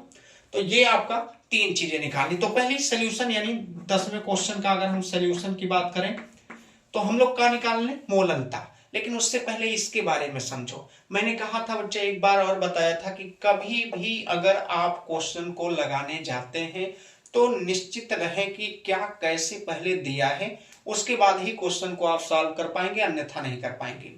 चलिए देखो क्वेश्चन में मोलरता तो हम चाहते तो कितना आसानी से निकाल सकते थे, लेकिन यहां हमें जो W/W दिया गया, इसका क्या मतलब है?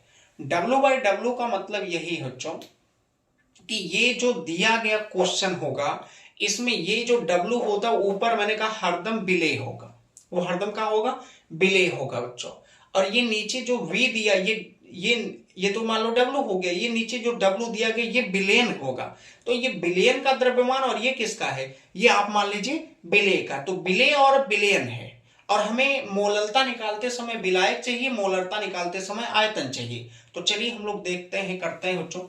तो इस क्वेश्चन में अगर मान लीजिए मैंने मान लिया कि 100%, अगर यहाँ पे ध्यान देना बच्चों, अगर मैं लिखूं यहाँ पे कि 100%, यानी 100% का अगर बिलियन रहा होगा, यानी बिलियन अगर 100% है तो उसमें 10% हमारा क्या है, बिले है। यानी ये मैंने कह दिया कि ये क्या है बच्चों, बिलियन है, बिलियन है। अगर ये बिलियन है तो ये क्या है, बिले हो गया।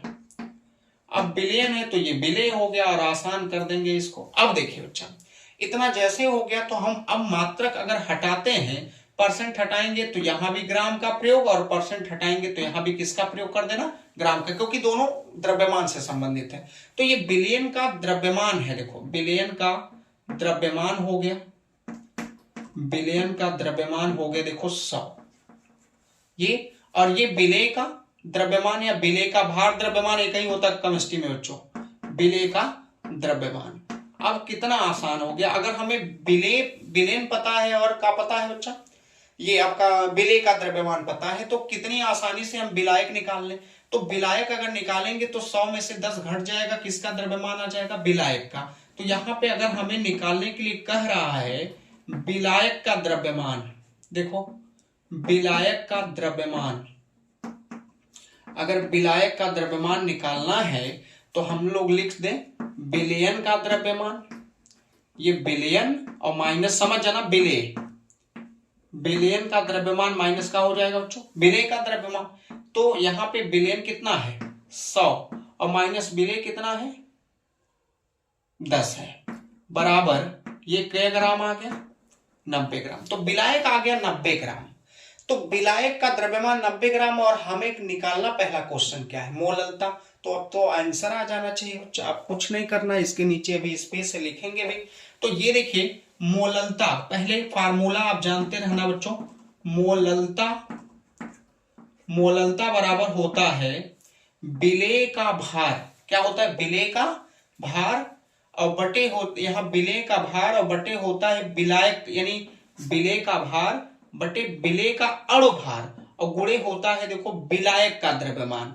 ये तो स्मॉल डब्लू है, ये वाला कैपिटल डब्लू, लेकिन ये जो विलायक दिया गया ग्राम में है, तो जब भी ग्राम में देगा ऊपर 1000 से हम लोग क्या कर देंगे, गुणा। याद रखना बच्चों, मैंने कहा मोललता बराबर होता है ललता, मोललता डिपेंड करती है विलायक के द्रव्यमान पे, तो मैंने कहा डब्लू गुणे 1000 बटे कैपिटल एम गुणे का होगा कैपिटल डब्लू हो जाएगा। तो कैपिटल डब्लू विलायक का द्रव्यमान, एम विलेय का अणुभार, ये विलेय का भार हो गया। मैंने कहा विलायक का द्रव्यमान अगर हमें किसमें दिया है, ये देखो बच्चा बराबर मैंने लिखा हूं, ये विलायक का द्रव्यमान 90 ग्राम है। तो अगर रखते हैं यहाँ पे, मान लो मैं यहां रख दूं, तो मोललता बराबर सीधे सीधे यहां अगर देखेंगे तो डब्लू है, डब्लू का मान कितना है बच्चों 10 है, चलिए 10 हो गया, गुणे 1000 और बटे नीचे आओगे तो इसका जो अणुभार है, अभी निकाले नहीं गए कहीं बच्चा, किसका अणुभार निकालना होगा, ऐसा ग्लूकोज का।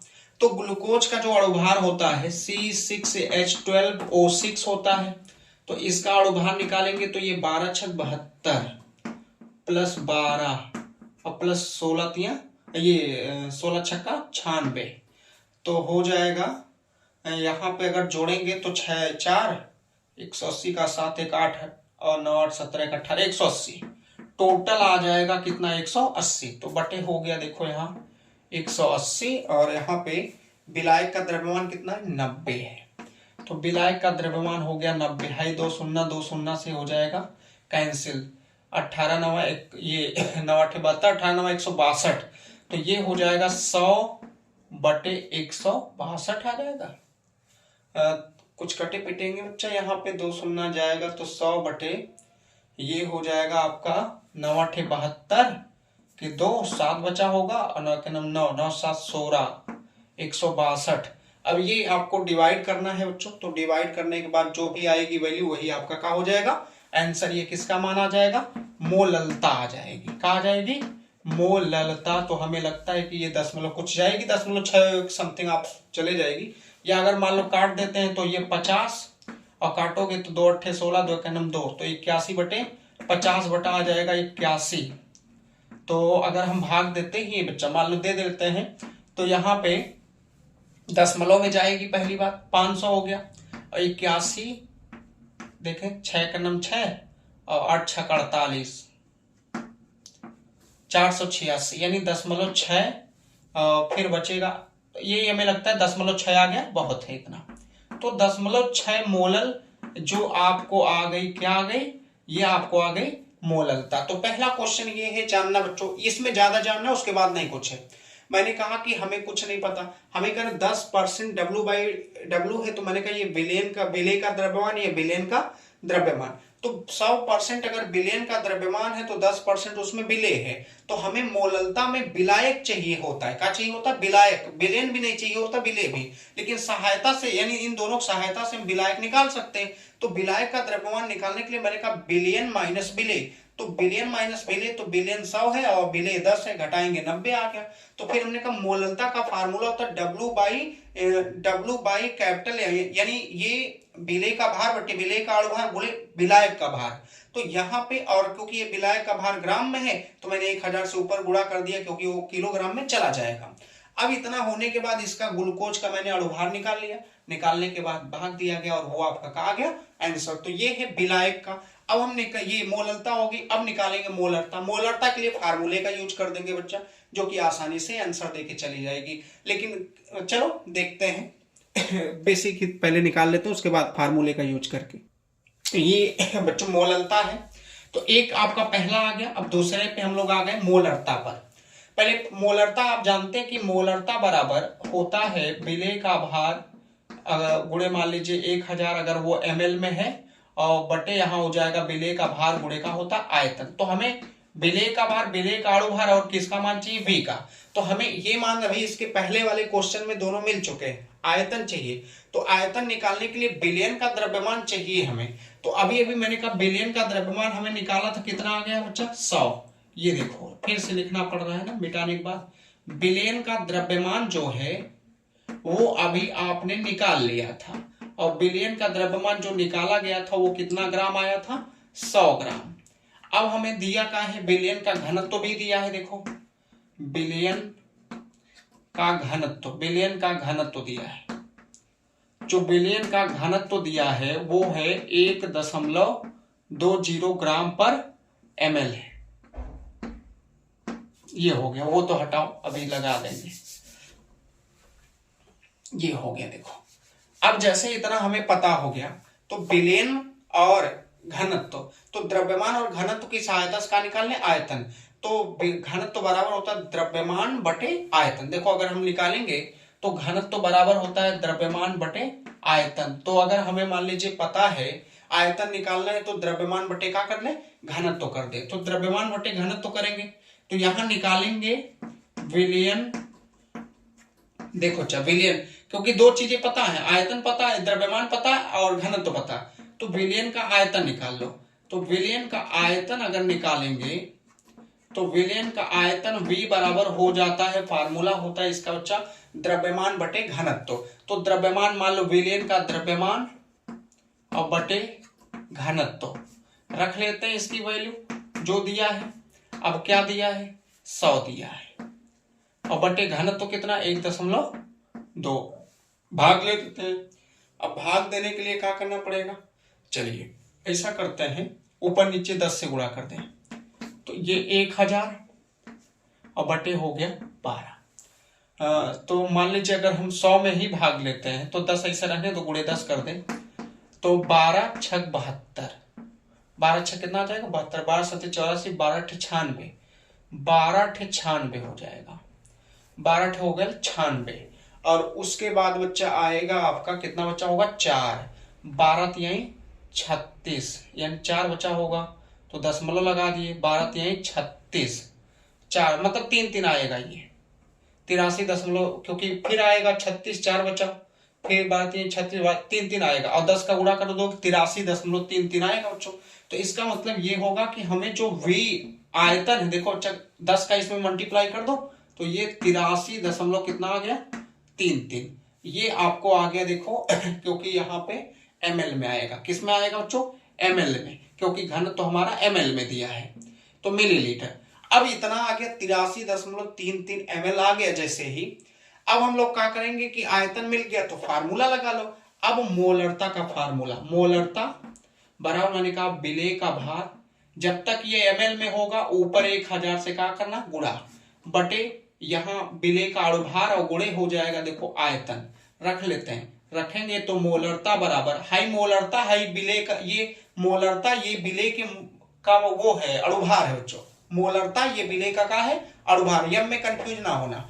तो यहाँ ये विलेय का भार 10 है गुणे 1000 हो गया और बटे यहाँ आओगे तो ये 180 था विलेय का अणुभार और आयतन आपने निकाला 83 दशमलव कितना आ गया है 33 आ गया है।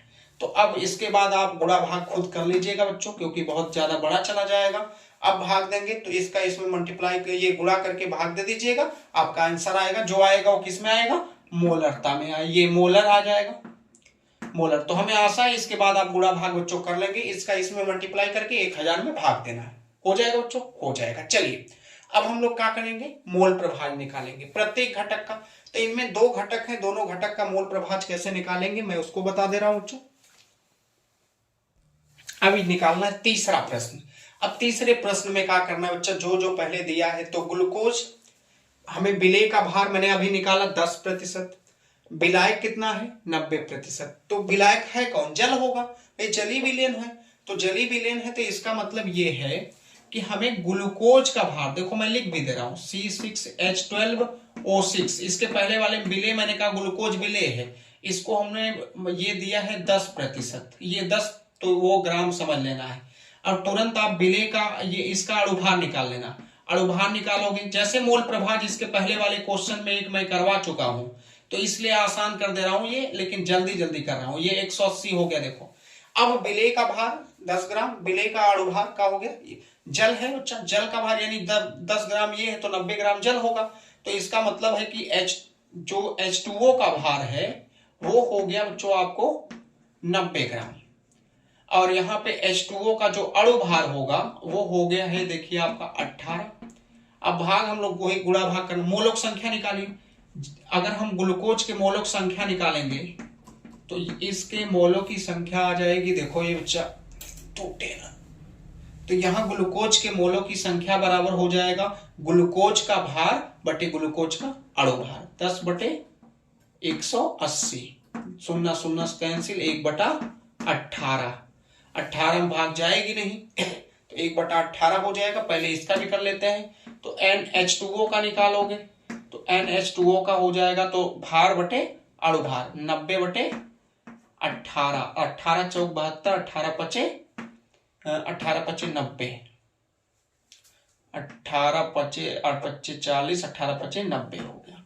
तो 5 आ गया। इसमें ये थोड़ा डिवाइड करना पड़ेगा, तो डिवाइड करेंगे तो NC6H12O6 बच्चे तने डिवाइड किया जाए करेंगे तो कितना आ जाएगा, ये पहले दशमलव बढ़ाएंगे, दशमलव हुआ 10 हुआ होगा तब भी नहीं जाएगी, 0 बढ़ाए 100 हो गया, 18 छक्का 108, 18 पचे 90, 18 पचे 90, 10 बचा 100, 18 पचे 90, 5 आएगा।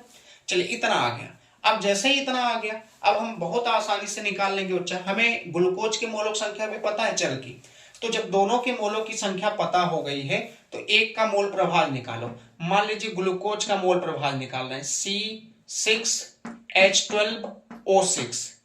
अब देखो कैसे, यहां बच्चा ये का है मोलों की संख्या है, इसके भी मोलों की संख्या, तो जिसका निकालना हो तो उसके मोलों की संख्या को अंश में रखते हैं और बटे पूरे विलेन का तो हम रखेंगे बच्चों, तो यहां पे देखो NC6H12O6 हो जाएगा और बटे यहां पे NC6H12O6 कर लेना प्लस NH2O, मतलब दोनों को जिसका निकालना हो तो उसके मोलक संख्या देखो ऊपर और बटे विलेन में, तो कर लेते हैं, करेंगे तो C6H12O6 और बटे यहां आ जाएगा इसका कितना है 0.055 और बटे यहां आ जाएगा फिर 0.055 और प्लस हो जाएगा 5, तो जोड़ लेते हैं, जोड़ेंगे तो XC6H12O6 कर लेना, और इसके आगे अब आपको खुद करना है बच्चों, क्योंकि ये टाइम लेगा बहुत हमारे लिए। तो 5.055, अब भाग दे देना, जो आएगा बच्चा वही का हो जाएगा, आपका आंसर हो जाएगा, याद रखना, ठीक ना। तो चलिए ये यहां से करना, एक निकल आएगा, और जब ये निकल आएगा तो एक प्रगुण आएगा। प्रगुण ये होता है कि C6H12O6 अब प्लस XH2O बराबर कितना आएगा, 1। जब तुम इसका निकाल लोगे तो इसको पंचांतर करोगे, H2O का भी का हो जाएगा, निकल जाएगा। तो ये इसके आंसर आ जाएंगे। आगे आप खुद सॉल्व कर सकते हो बच्चा। तो ये बहुत इंपॉर्टेंट क्वेश्चन, लाजवाब क्वेश्चन, इतना इंपॉर्टेंट क्वेश्चन है जिसका आपको अंदाजा नहीं होगा, लेकिन आएगा एग्जाम में। बहुत होता है कभी कभी यहाँ 10 के बजाय 20 दे देता है, और यहाँ W/V दे देता है, तो घबराइएगा नहीं, W/V दे उसको भी आपको हम बता चुके हैं, और ये भी बता चुके हैं। तो चलिए अब आगे आपको ये देखिए, ये तो विलेन के क्वेश्चन, इसके पहले रासायनिक बलगतिकी के कुछ क्वेश्चन थे। अब हम वैद्युत रसायन के क्वेश्चन, वैद्युत रसायन के बहुत आसान क्वेश्चन होते हैं, और बहुत जल्दी जल्दी उसको हम लोग सीख लेंगे। तो चलिए कुछ समय लगेगा, और बच्चों थोड़ी सी सब्र कीजिए आप लोग। तो ये बच्चों आपके सामने आ रहे हैं। अब वैद्युत रसायन के क्वेश्चन है बच्चों। वैद्युत रसायन के क्वेश्चन बहुत आसान होते हैं, करने आपको कुछ नहीं है, फार्मूले आपको आने चाहिए, अच्छे से आप रख देते हैं। चलिए हम लोग सॉल्व करते हैं। रातें बहुत हो गई बच्चा, ये 11:30-12 के बजे आज के आसपास हो रहा है, थोड़ी नींद भी आ रही, लेकिन आप लोग के लिए हम लगे हैं। चलिए लगे रहने पड़ेंगे बच्चों, आप लोग मेहनत करिए, हम लोग तो कर ही रहे हैं। देखिए कह रहा है कि एक डैनियल सेल, ये वैद्युत रसायन के क्वेश्चन है। अभी इसके बाद 1-2 क्वेश्चन और इसके आएंगे, बहुत बेहतरीन क्वेश्चन होंगे वो। डैनियल सेल के मानक इलेक्ट्रोड विभव का मान, मानक इलेक्ट्रोड विभव दिया है, मैं यानी 11वां क्वेश्चन सॉल्व करने जा रहा हूं बच्चों। तो ये मैं लिख भी दे रहा हूं, मानक इलेक्ट्रोड विभव 1.1 वोल्ट है। तो निम्नलिखित अभिक्रिया के लिए मानक गिब्स ऊर्जा अभिक्रिया ये दी गई है। अब हमें करना क्या है बच्चों, पहले बहुत आसान है बच्चों। अब देखिए ये क्वेश्चन, मानक इलेक्ट्रोड विभव जब भी कहेगा तो मानक इलेक्ट्रोड विभव का मतलब है कि हमें E0, ये अगर देखेंगे तो E0 सेल का मान दिया है, E0 सेल का मान दिया है 1.1 वोल्ट। अब आगे कह रहा है कि ये समीकरण दिया। अब इस समीकरण से क्या मिलेगा बच्चों, अगर हम देखेंगे तो Zn यानी ये 0 से, देखो ध्यान देना बच्चों, ये 0 से +2 हो रहा है। तो 0 से +2 हो रहा है तो इसमें ऑक्सीकरण हुआ, यानी 0 से +2 होने का मतलब ये 2 इलेक्ट्रॉन कहां निकाल दिए, बाहर। और ये देखो Cu+2 से कितना हो रहा है, Cu मतलब ये 2 इलेक्ट्रॉन ग्रहण किए, यानी जिंक का कर रहा है 2 इलेक्ट्रॉन रिलीज किया, बाहर निकाला, और कॉपर वही दोनों इलेक्ट्रॉनों को क्या कर रहा है, ले रहा है। तो मैंने कितने का स्थानांतरण, यानी इलेक्ट्रॉनों की जो लेन देने की बात है वो कितने का बच्चों स्थानांतरण हो रहा है, 2 का, यानी जिंक 2 निकाल रहा है और कॉपर 2 ले रहा है। तो इसका मतलब जो इलेक्ट्रॉन, जितने इलेक्ट्रॉन स्थानांतरण हो रहे हैं वही n का होता है मान। तो इसके लिए n की मान 2 है, और मानक इलेक्ट्रोड विभव का मान दिया है। अब हमसे मानक गिब्स ऊर्जा पूछा है, तो ये देखो बच्चा, मानक गिब्स ऊर्जा का फार्मूला होता है डेल्टा G0 बराबर -NF, NF और यहां हो जाएगा E0 सेल। अब इसी में अगर हम मान रख देते हैं तो डेल्टा G0 बराबर -2 गुणे F, F जो है ये बच्चा फैराडे कांस्टेंट है, तो इसकी वैल्यू होती 96,500 F का मान, और E0 सेल का मान हो जाएगा 1.1। अब हम गुणा अगर करते हैं तो डेल्टा G0 बराबर इसका हो जाएगा 2.2 और गुणे हो जाएगा, देखो यहाँ पे 96,500। अगर हम मल्टीप्लाई कर दें कितना आएगा बच्चों, ये देखिए मल्टीप्लाई अगर आप करेंगे, मान लो 1 10 का गुणा कर दी, हट गया, हटेगा, तो डेल्टा G0 का मान जो आएगा वो 22 और गुणे यहां हो जाएगा 96,50, ये बचेगा।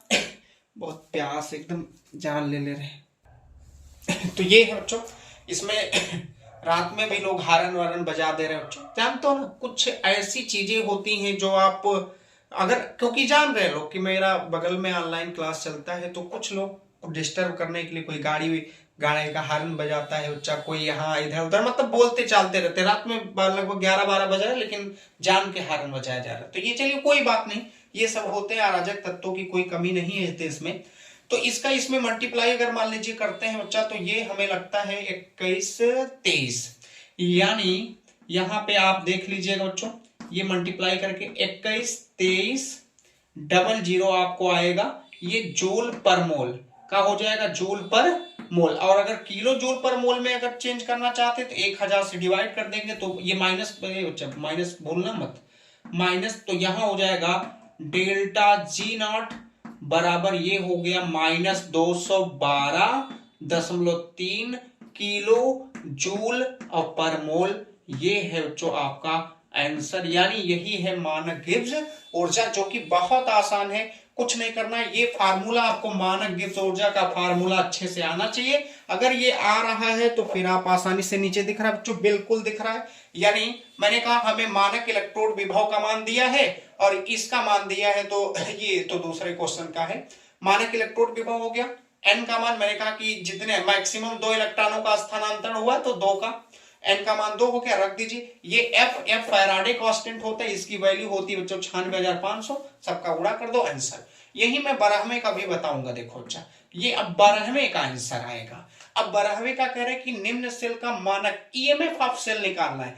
ईएमएफ ऑफ सेल यानी विद्युत वाहक बल की गणना कीजिए, ये दिया यानी मानक ईएमएफ ऑफ सेल निकालना है। इसके लिए कुछ नहीं करना है, एक फार्मूला आप याद रख लीजिए, मानक इलेक्ट्रोड विभव अगर ये यानी निकालना है तो यहां पे होता ई नॉट अपचयन, क्या होता है बच्चों, ई नॉट अपचयन, और माइनस यहां हो जाएगा ई नॉट ऑक्सीकरण, क्या हो जाएगा, ई नॉट ऑक्सीकरण। तो अपचयन और ऑक्सीकरण दोनों चीजें यहां आपको बच्चों मिलेंगी, यानी ई नॉट सेल बराबर ई नॉट अपचयन माइनस ई नॉट का हो जाएगा ऑक्सीकरण। अब हम क्या करेंगे कि हम देखेंगे कि इसमें, क्योंकि देखो यही समीकरण इसमें भी है, लिखा नहीं हो बच्चों लेकिन ये जानना कि यही समीकरण है, तो हम देखेंगे अगर यही सेम समीकरण यानी 12 वाले में भी यही समीकरण है, तो जिंक में अगर आप देखेंगे तो 0 से कितना हो रहा है, +2 बढ़ रहा है तो ये ऑक्सीकरण, यहां Cu +2 से ये 0 हो रहा है तो घट रहा है, तो मतलब जिंक में ऑक्सीकरण हो रहा है और कॉपर में क्या हो रहा है, अपचयन। तो अगर हमें निकालना होगा इसका आंसर बच्चों, तो कुछ नहीं करना है, देखो सीधे सीधे ई नॉट सेल बराबर यहां लिखेंगे ई नॉट हो जाएगा, देखो अपचयन किसमें हो रहा है, कॉपर में, तो Cu +2 से Cu और माइनस ई नॉट यहां हो जाएगा Zn+2 से, क्या हो जाएगा बच्चों, Zn। इसके लिए भी, इस क्वेश्चन के लिए भी यही समीकरण था, तो आप जानते रहिएगा, मैंने नीचे नहीं लिखा लेकिन यही था समीकरण बच्चों। तो अब हम निकालेंगे अगर, तो ई नॉट सेल बराबर इसका मान कितना दिया भाई, ये दिया है 0.34 पॉजिटिव है, माइनस इसका दिया है माइनस दशमलव कितना है 76। अब अगर ये माइनस माइनस प्लस हो जाएगा तो ई नॉट सेल बराबर ये हो जाएगा 0.34 और प्लस दशमलव हो जाएगा 76, तो 1.1 वोल्ट, यानी इसका जो आंसर आ गया वो हो गया 1.1 वोल्ट। यही आपका क्या है बच्चों आंसर है, यानी ये अच्छे से 1 कितना आ गया 1 वोल्ट। तो आसान नहीं बच्चों, क्योंकि मानक पूछा है ना, देखो क्या करें, मानक ईएमएफ क्या होता है, यही होता है, तो इसके बराबर होता है ई नॉट अपचयन माइनस ई नॉट ऑक्सीकरण। मैंने कहा समीकरण यही था, तो हम देख रहे हैं कि 0 से Zn+2 मतलब जब हम बाएं से दाएं चलते हैं आवेश बढ़ता है तो ऑक्सीकरण और घटता है तो अपचयन, तो 0 से 2 हो रहा है इसका मतलब बढ़ रहा है तो ये ऑक्सीकरण, और 2 से कितना हो रहा है 0 घट रहा है तो अपचयन, तो अपचयन वाले को पहले लिखते हैं ऑक्सीकरण वाले को बाद में। तो ये आपका आंसर, तो यानी 11 और 12 का मैंने एक ही साथ आंसर निकाल दी, ये 2 नंबर में आते हैं, 2 नंबर के बच्चों। चलिए अब एक क्वेश्चन और बहुत बढ़िया क्वेश्चन आने वाला है इसके बाद, और इसी का और वही आखिरी होगा, इसके बाद बच्चा इस वीडियो का समापन हो जाएगा।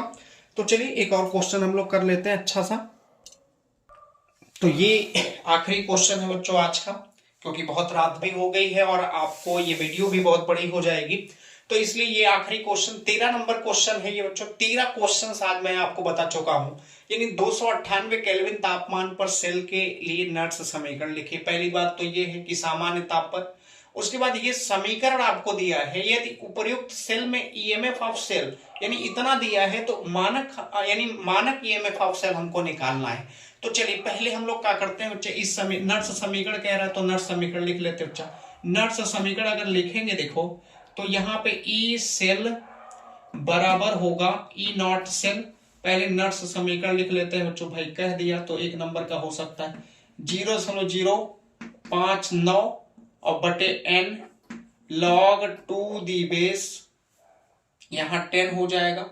और यहां पे खासकर अगर हमें बात आएगी तो यहां अभिकारक अपान उत्पाद होता है, तो इसमें एक यानी देखो इसका और यानी ये वाला और ये वाला एक ऊपर चले जाएंगे, यानी आ जाएगा ni +2 गया ऊपर और इसके लिए, और यहां हो जाएगा नीचे ये इसका दूसरा मतलब ये हो गया Cu, और अपान नीचे करेंगे तो इसका पहला और इसका पहला, ये हो जाएगा देखो ni और यहां हो जाएगा Cu+2।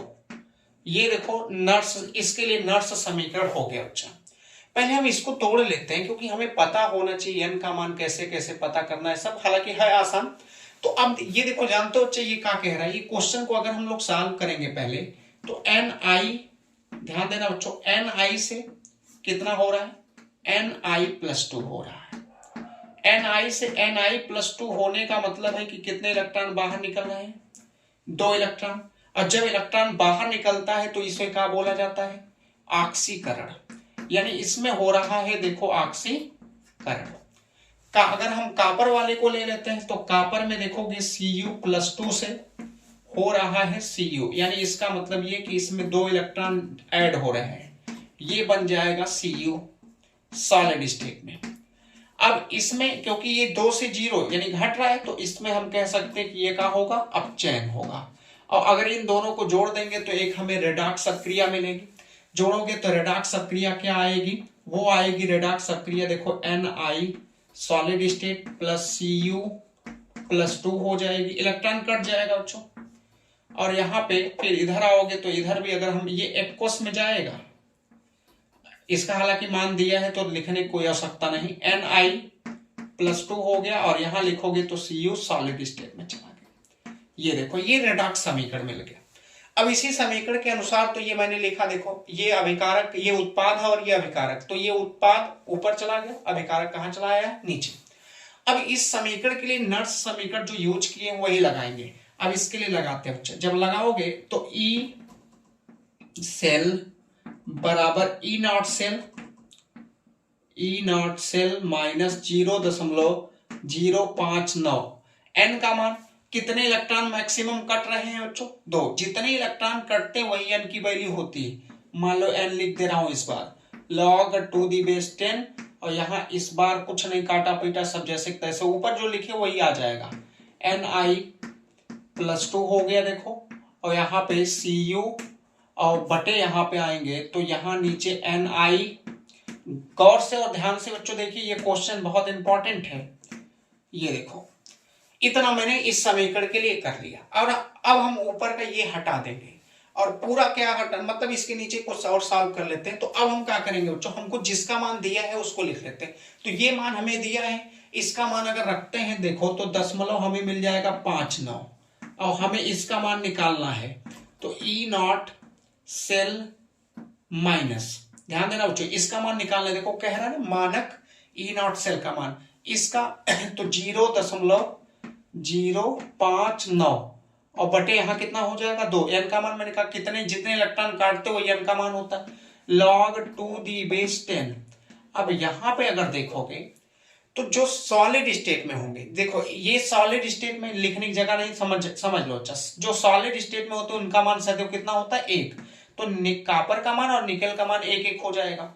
मैं लिख दे रहा हूं इसका मान, देखो Ni का मान कितना दिया है ये, तो Ni का मान ये जो इसकी सांद्रता दी गई बच्चों, अगर हम इसकी बात करोगे देखो Ni है ना, Ni की सांद्रता, तो इसको 0.01 को क्या लिख सकते हैं, 10 की पावर -2 का होगा बच्चा, 10 की पावर -2 बच्चों। तो ये हो गया देखो 10 की पावर -2 कर लीजिए।